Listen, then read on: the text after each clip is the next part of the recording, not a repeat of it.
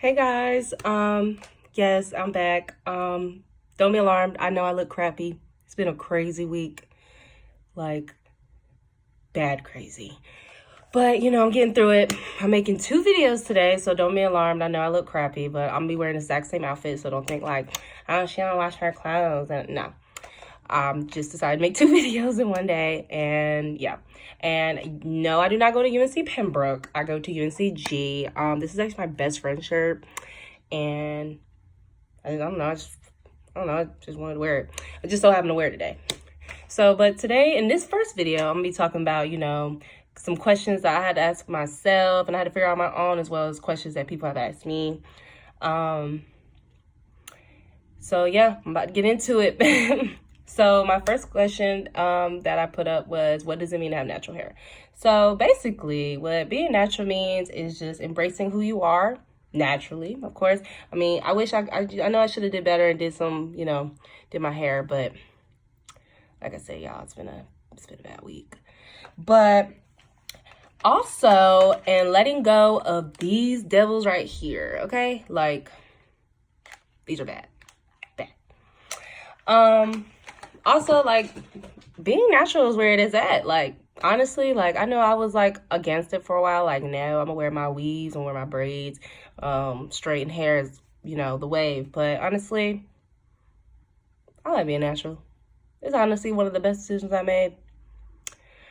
Good question. My next question is, what are the different types of hair textures? Now, I had to learn this on my own. This is one of the questions that I had to learn. So, type 4 hair. That's what I have. It is kinky, coily hair, tight curled coils with a distinct curl pattern and high shrinkage. People like, if people like Solange Knowles or Erykah Badu, those are the people who got type 4 hair. Like, that's what it is, that's like the most common African American women. As well as I use a lot of their coily products, as well as type 4, you gotta have a lot of moisture. A lot of moisture in your hair. A lot. Sorry, if you heard the train, I live by a train. It's really not that bad. I got used to it. Moving forward, type 3 hair is considered curly kinky. Is well-defined spring curls, often with like an S shape. Type 4 has more of a Z shape. Now, this is more for people like Mariah Carey, Alicia Keys, people like that, That's kind of like my favorite type of curly hair, but, unfortunately, I don't got it. I can only buy it in weave. Next, we have type 2. So type 2 is wavy curly hair. It's big, looser curls with the same S shape, but larger. Pretty curls. People like Drew Barrymore. Who else can I think of? No, not her. But let's go with Drew Barrymore. Oh, and Scarlett Johansson. How about that? Yeah, Scarlett Johansson. Those are really nice, but those are more for people who are like have more ethnicity to them, as well as being mixed, basically. There's some people in this world who have that are not mixed, but shout out to them. I don't have it, unfortunately, but shout out to them. And type 1 is obviously having naturally straight hair. You see that in more Caucasian white people. They also have more of a wavy curly pattern too. Don't judge me, but when I was younger, I used to think like a lot of the Caucasian girls that I went to school with, I thought their hair was naturally straight. Like, I didn't even know they owned a straightener. I thought they just woke up. But I learned it. I'm glad I learned it when I did. I was like in middle school when I found out, but yeah, I really did not think they did anything. I did just wash their hair every day and just wake up. They had the best, no hair problems, Moving forward, number 3. What is the difference between relaxed hair and natural hair? So relaxers are, I wish I had one, but I haven't relaxed my hair in like years. I blame my mom for putting relaxers in my hair because it broke it all the way off. And if you don't know, broken off means like just damaged hair, like damaged ends, damage everywhere, as well as hair loss. And you can even have irreversible damage, which is really bad. You don't want to have that. I personally think I have that because if I didn't, I probably wouldn't have cut all my hair off. But I moved forward from it. But moving along, because I tend to like get off topic a lot. Relaxers chemically straighten your hair. It's actually for people who really don't even want to deal with their hair and they just want their hair straight. And it's honestly it's easier to maintain, like very easy. Like all you have to do is really just wrap your hair up and put like a satin bonnet on your head, and you're good to go, and just take care of it. Natural hair is obviously chemical free. It's like I said, it's the best thing you can do. The best. I mean, yes, it's more maintenance, but honestly, like this thing right here, this water will be your best friend. I'm telling you.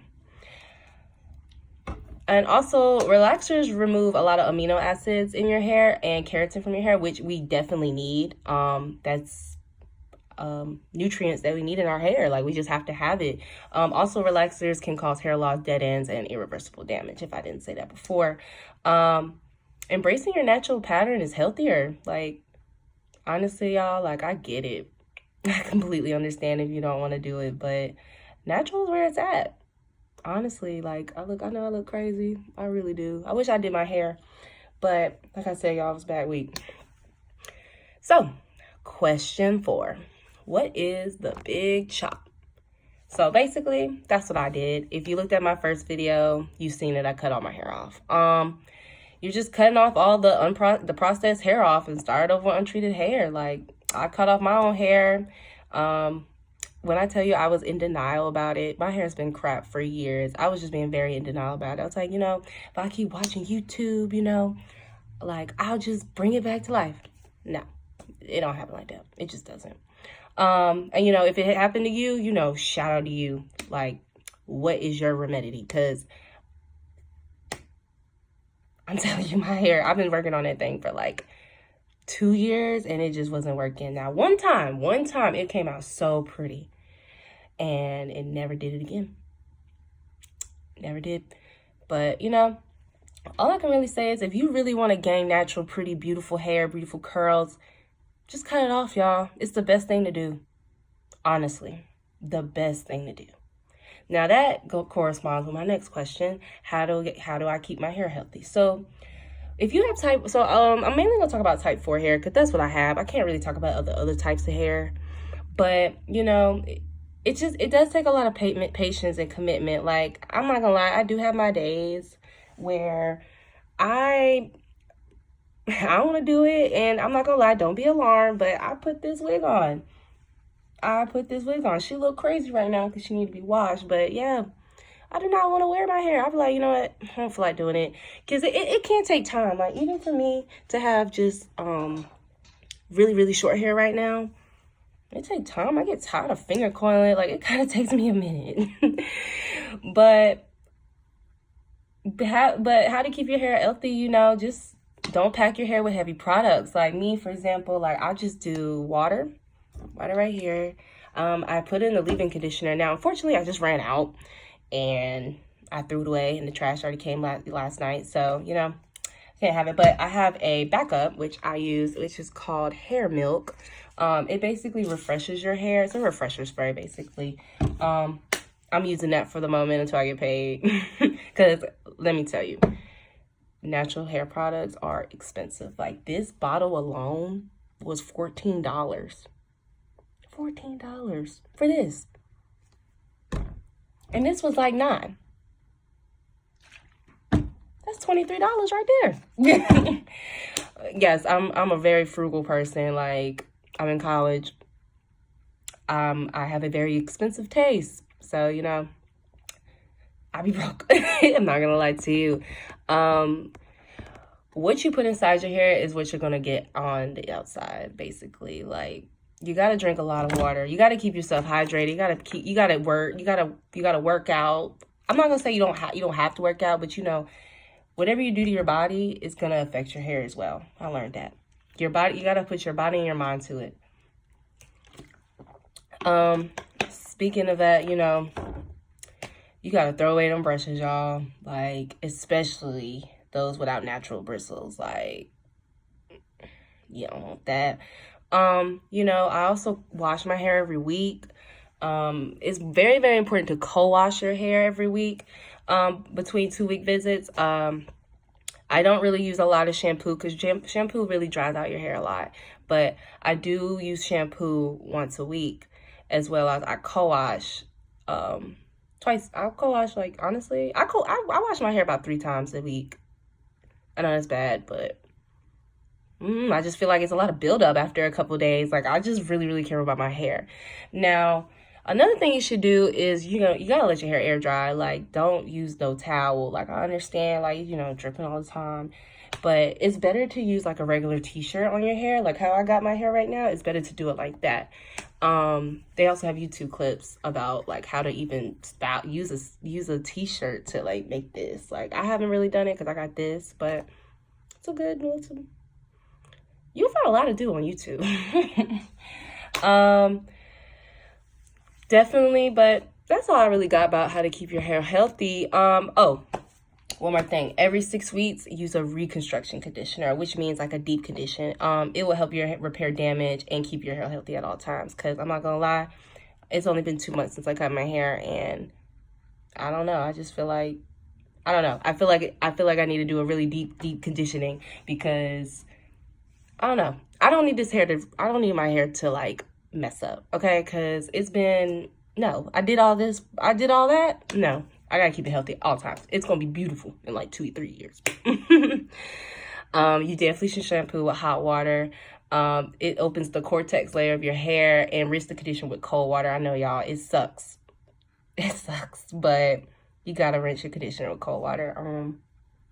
It just locks in the moisture in the cuticle layer. Like, honestly, if you do use hot water, I mean, you can ease into it, use more of warm water, I guess, for a little bit, but then you gotta use cold water because, honestly, if you just keep using hot water, you're just defeating the purpose. Defeating the purpose at all. Another thing, I just started thinking about all these things. Keep the follicle clean, meaning, like, your scalp. Like, basically, oil your scalp often, at least 3 times a week. I do, at least. More or less, doesn't really matter. Whatever you're comfortable with. Adopt a daily treatment of oils to use on a daily style. I got oils I use. I got it. Give me 1 second.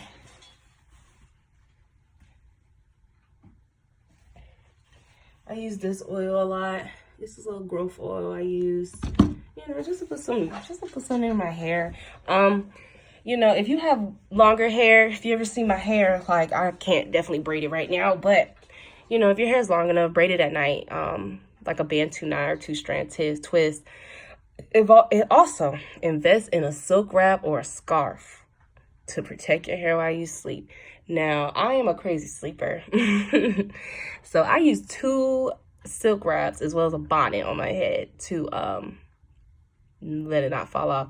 And yes, it took me probably like 3 weeks to figure that out because every night it would fall off my head. I didn't know if it was because I have a small head or I'm just a wild sleeper, but I finally found it, Now, last but not least, what are some essential products? So there are a few recommendations that I would say about essential products that you should use.